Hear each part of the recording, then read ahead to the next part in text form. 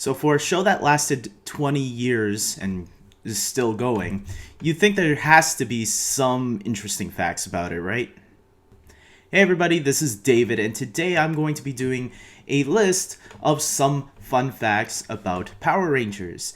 So as you know, if you don't know by now, because maybe you're a new viewer, I'm a huge fan of the TV series Power Rangers. I've been a long time fan since I was a kid, and even though I don't watch it as regularly as I used to, I still like to keep track on it once in a while, see how it's doing from time to time, and see how other fans are reacting to some of the newer incarnations of the series. And with that being said, each season really has their own piece of trivia, and I have taken down some of the trivia that I've learned throughout the years and decided to tell you all about them because I think there's some really cool facts about the show that should be known to the outside community, not just Power Ranger fans. I think there's some things there that non-Ranger fans could maybe find interesting. Now, a lot of hardcore Ranger fans might know, but a lot of this casual viewers or the not so hardcore fans won't know. So here we go. First, let's get the big elephant out of the room. Yes, Power Rangers is based off a Japanese show called Super Sentai, where Power Rangers gets most of its footage and material from. And Power Rangers actually got its footage from the 16th Sentai series called Zyuranger. It's spelled with a Z, but it sounds like a J. I know it's a little bit confusing. It's kind of like how when Spanish people write down ha ha ha on Twitter, they don't spell it with an H, they spell it with a J instead. And it's very wacky and very different, but it's very interesting if you want to take a look. The first season, that season of Sentai is out on Amazon.com exclusively. So if you are curious to see what the Japanese version was like, it's there. But just like Power Rangers, Super Sentai has been on for a very long time. As a matter of fact, it's been on since 1975. So it's been going 15 years even before Power Rangers started, and it's still on today. They're about like 2 or 3 seasons ahead of us right now because Nickelodeon has their weird ways of airing the show. So there's an interesting fact right there. For Mighty Morphin Power Rangers Season 1, I'm going to start off with Bryan Cranston being the influence on the Blue Ranger. Now, what do I mean by that? Bryan Cranston, first of all, had done some voices on Mighty Morphin Power Rangers Season 1. He was actually the voice of, I believe it was the Lizinator from Foul Play in the Sky. That's the one where Kimberly was in a plane. And he also did the voice of the Mirror Monster, the one, A Bad Reflection on You, the one where the Clone Rangers came for the first time. Now, what do I mean by Bryan Cranston being an influence on the Blue Ranger? You might be asking. Bryan Cranston's name, look at the Blue Ranger's name. The Blue Ranger is named Billy Cranston, right? Played by David Yost, the Blue Ranger, right? So, as you can see, the influence there is in the name of Billy. So, there you go. In Mighty Morphin Power Rangers Season 2, we have the White Ranger. Tommy loses his powers as the Green Ranger and eventually becomes the White Ranger. Now, why this is interesting is because they were still using the Mighty Morphin Power Ranger suits at the time. The White Ranger, however, is from the next Sentai series after Zyuranger called Die Ranger, where he had, the White Ranger was in a totally different team, but because the Mighty Morphin Power Ranger costumes were so popular at the time, and the series decided not to get rid of those costumes, only Tommy's costume was replaced because, they had the whole Green Ranger losing his powers thing, so they thought white was better, and the suit actually did go well with the Mighty Morphin suits, even though those ones were clearly dinosaur-based, and the White Ranger was a tiger. For Mighty Morphin Power Rangers Season 3, Catherine Sutherland, who played Catherine Hillard, the Pink Ranger who took over for Kimberly, originally auditioned for the role of Delcia in Mighty Morphin Power Rangers the movie, because that movie was filmed in Australia, and she's Australian, so obviously while they were down there casting for the role of Delcia, she auditioned. They liked her so much that they decided to cast her as the replacement for Kimberly. So there you have it. For Power Rangers Zeo, I have Alex Borstein as the voice of Queen Machina. Now, why is this one important, you might be asking? Well, Alex Borstein, you might recognize her voice. In Family Guy, she is the voice of Lois Griffin. That's right, so it looks like, some Power Ranger actors and voice actors have gone places. If you actually search them up and research what they've done before, you'll be surprised that a lot of them have been popping up here and there in other shows and movies. For Power Rangers Turbo, I got the Phantom Ranger's identity. Now, this one might not be too big, but let's put it this way. The Phantom Ranger was a character whose identity was never revealed on the show. And there has always been these rumors that, Justin was the Blue Turbo Ranger at the time, and his father was going to turn out to be the Phantom Ranger. There was also rumors that Billy was going to be the Phantom Ranger. And then at a 2010 Power Morphicon, that was Power Morphicon 2, I believe, Judd Lin, who was the writer on Power Rangers Turbo, one of the head writers on the second half, told the audience, because someone asked him, hey, who was the Phantom Ranger supposed to be? We wanna know, man. And Judd Lin said, look, you guys take us way too seriously. We never even put much thought into that. As a matter of fact, he went on to say that Jackie Marchand did want to reveal the identity of the Phantom Ranger, but it didn't really go that far. So, there you go, guys. Phantom Ranger is identityless. Yeah. In Power Rangers in Space, there was the infamous Ninja Turtles and Power Rangers crossover, where the two heroes united to stop one of Astronoma's evil schemes. And what some people might have noticed, because it's pretty obvious, is that the Turtles' voices were actually not the same as the TV series Ninja Turtles The Next Mutation. The reason for it being that Ninja Turtles The Next Mutation was being filmed in Vancouver, Canada, and Power Rangers is filmed in LA. Now, because of that, the suit actors obviously weren't available to be on Power Rangers. Now, the voice actors, this hasn't been confirmed, but I think we can all guess that it's a union, non-union issue, because Power Rangers at the time was non-union. And Ninja Turtles The Next Mutation were using union actors, voice actors. And so that could have been the issue, I believe. And because Saban's cheap. Funny enough, Saban would later turn Power Rangers union for Power Rangers Lost Galaxy. Speaking of, in Lost Galaxy, some of you might know about the death of the Pink Ranger, the Pink Galaxy Ranger, in the team-up Power of Pink, where Kendrix sacrifices herself to save Cassie, the Pink Space Ranger. Now, here's what you might not have known. Obviously, in the episode afterwards, we get Corone, who used to be the villain Astronema in Power Rangers in Space.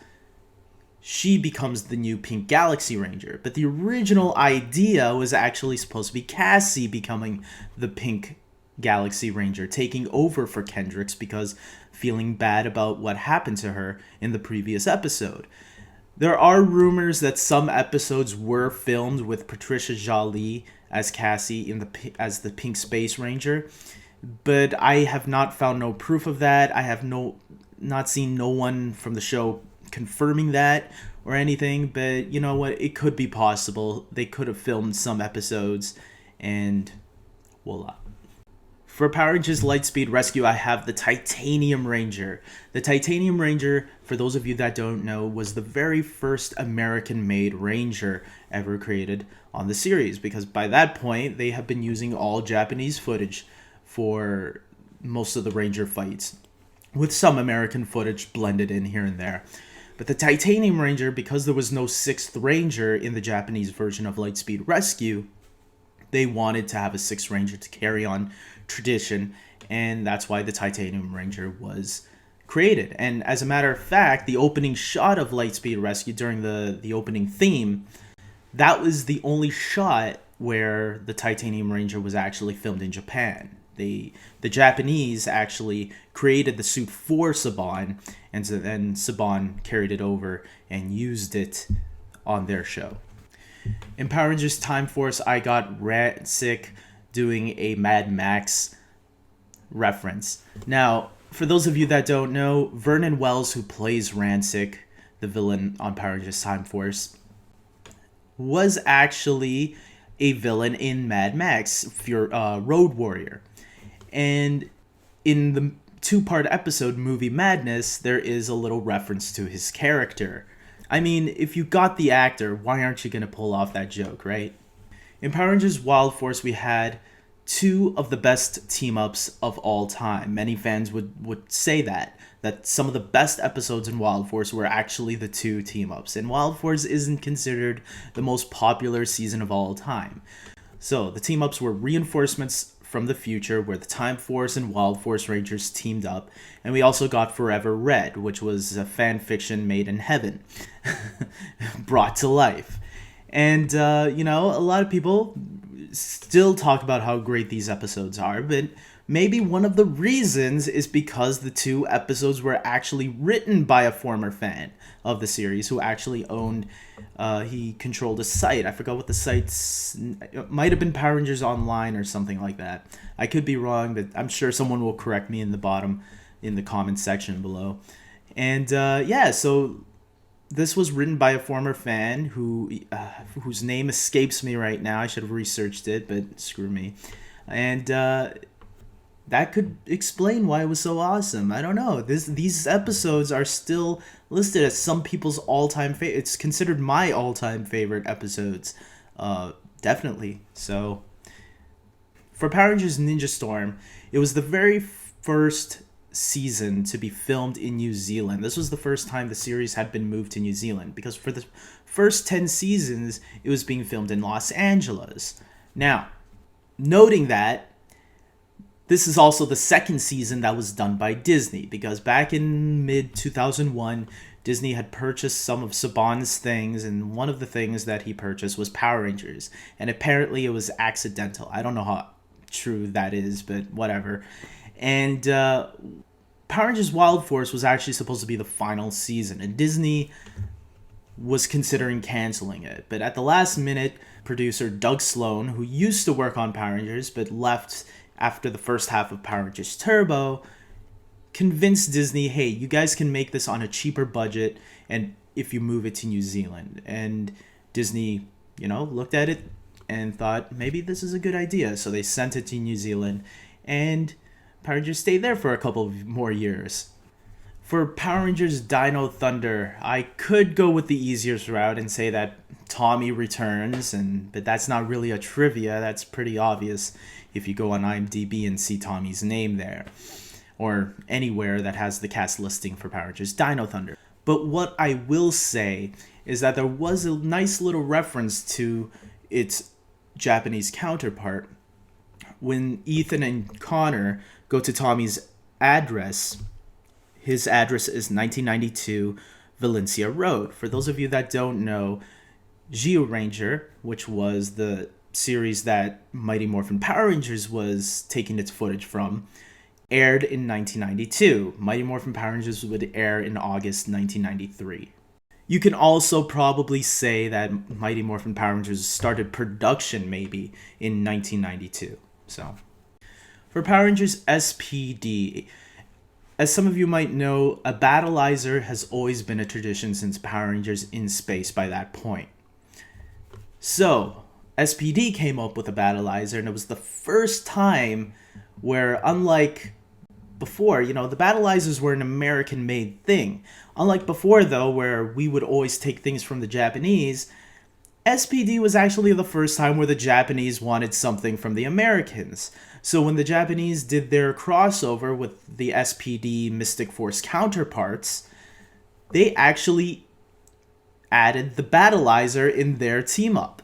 So how cool is that? The Japanese actually wanted something that the American show had made. I think that's pretty sweet. Power Rangers Mystic Force. In the finale, there was a character named the Mystic Mother. Now, for those of you that don't know, the actress playing the Mystic Mother is actually the original Japanese actress who played Rita Repulsa from Geo Ranger. As a reference to this, Jackie Marchand decided to make it the actual Rita Repulsa, since Rita Repulsa at the end of Countdown to Destruction in Power Rangers in Space did turn good. As for why she looks old again, that causes a lot of confusion, but Jackie Marchand had a lot of good intentions there, so we'll let it pass. Also, unfortunately, she is not voiced by Barbara Goodson. Oh well, you can't always win everything, right? This was also done because the actress who played Rita Repulsa shortly passed away before this episode actually aired, earlier on in 2006. You gotta show respect to the original villain. It's that simple. Power Rangers Operation Overdrive. The actor who plays Will is named Samuel Benta, and he plays a character named Will, and Will is the Black Ranger, and he's also a thief in the show. Well, guess what? He's also a thief in real life, since he stole a banner that was supposed to go to charity for the Make-A-Wish Foundation. Guys, I'm actually just saying this because that was the best trivia I could find for Power Rangers Operation Overdrive. For Power Rangers Jungle Fury, if you thought the Titanium Ranger was the only American-made Ranger, think again. For Power Rangers Jungle Fury, we got the Spirit Rangers. Not just one, we got 3 Rangers that were made specifically for the show. Now, the Spirit Rangers were actually kind of pushed by the toy company Bandai, and that's also the reason why we didn't get no Battleizer in Jungle Fury.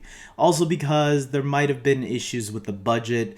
Disney was really eager to try to kill off the show by this point, but the toy company Bandai really pushed on keeping the show alive, as well as Jetix UK. Power Rangers RPM was the last season from Disney in New Zealand. And if it was going to be its last, here's a little conspiracy theory. We don't know how accurate this is, but the character's name, the main villain's name in the show, is called Venjix. Venjix was actually also the name of the villain in Forever Red. Now, there's nothing to confirm this, but at the time when RPM was airing, there was a lot of theories going around that maybe Venjix from RPM was the same Venjix in Forever Red, in the Power Ranger Wild Force team-up, where all the 10 Red Rangers teamed up. There's no confirmation on this, and as a matter of fact, some of the producers have denied it. But you have to take into consideration, Venjix being used for both of these villains, both of them are machines that run a machine empire-like organization. It all fits if you really think about it. There's nothing in the show that really denies it, but there's nothing that really confirms it either. So it's all fan theory, and it's easy to really connect to it if you really wanted to, if you really worked hard at it and thought of something reasonable to connect it all. It is there, and it is easy. But unfortunately, Venjix in RPM is part of another timeline or whatever dimension. For Power Rangers Samurai, this was the season that Saban had brought back Power Rangers from the grave. Power Rangers was actually canceled for only 1 year. In 2009, RPM ended. 2010, we actually got reruns, or a reversion of Mighty Morphin Power Rangers, which we're gonna ignore. And in 2010, Saban brought back Power Rangers from Disney. And the idea was to keep it in New Zealand, keep to what Disney was doing with it, and just continue it with a better budget, better quality film and all that, because this was actually going to be the first season done in HD quality. So that's why Power Rangers Samurai looked really good in HD. You can tell that the money was put there. So yeah, Saban brought it back, and fans were not happy. For Power Rangers Super Samurai, we actually got our first official Red Ranger who was a female. That's right, this was the first female Red Ranger, Lauren. Now, some people are going to say, what about Charlie from Power Rangers SPD? I don't really consider that an official Red Ranger. I count that like sort of like the Psycho Rangers, where they weren't really Rangers, they were more like villains. I mean, I guess you can count it if you want, but to me, that's not an official Red Ranger female. It was, but it was. It's difficult for me to explain, I guess. So whatever. If you want to consider Charlie the official Red Ranger, go for it. For Power Rangers Megaforce, this was the 20th season in the franchise, but it wasn't the one really celebrating the franchise as a whole. As a matter of fact, it really just celebrated Mighty Morphin Power Rangers. Mostly the first episode, because in the first episode there are tons of references to Day of the Dumpster, which was the very first episode of Mighty Morphin Power Rangers. If you watch it, you'll know what I'm talking about. A lot of fans think this was a cop-out. It was like a copy and paste job almost to Day of the Dumpster. Me, I look at it as a little tribute to Day of the Dumpster, but whatever.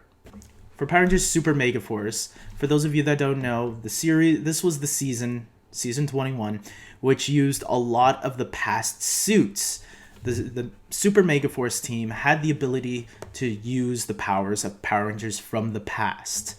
So if they wanted to, they can use the Mighty Morphin suits. If they wanted to, they could use the Zeo, Space, Turbo, Lost Galaxy, etc., etc.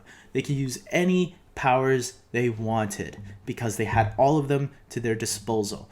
What pisses off a lot of fans, though, is that they also use suits that we never got. Ones from Sentai seasons that came before Zeo Ranger. You can see why this might annoy a lot of fans, because we had a limited number of episodes, and a lot of them were wasted on suits that, we didn't need to see, because this show was supposed to be celebrating Power Rangers, not Super Sentai. And because of that, we didn't get to see a lot of the suits we should have seen. Thank God Jonathan Zacher is fired. For Power Rangers Dino Charge, this was actually a season that a lot of fans were curious if we were going to get right away or not. Because there was actually a Sentai series before this one that we were supposed to get, but because the dinosaur thing is in right now, with Jurassic World and with Pixar's dinosaur movie coming out very soon, Saban was smart enough to realize, dinosaurs are going to be huge this year. We better make it like 1993 again, when they were huge that year, and capitalize on the dinosaur aspect. Also worth noting is that Chiplin, or Judlin, whatever you want to call him, was brought back as now the main producer. Judlin, for those of you that don't know, is a hero among Power Ranger fans because he's done some of the most fan-favorite seasons of all time. He became the head writer in the second half of Power Rangers Turbo, all the way through Power Rangers Time Force, all those seasons I just mentioned not too long ago. He also took over for the original producer of Power Rangers RPM on its second half after the original producer was fired. And he, continued to do a good job on RPM, which is another fan favorite season. So he was brought back for Power Rangers Dino Charge as the main producer. So now this is his season where he has full control. And all I'm hoping for is this team up right here. So with that being said, guys, this was some facts. Some you might have known, some you might not have known about Power Rangers, and I hope you enjoyed it. I had fun doing it, and until next time, take care. Hey everybody, if you like this video, please subscribe to my channel or click on some of these other videos down here that might interest you, that are kind of related to this video. So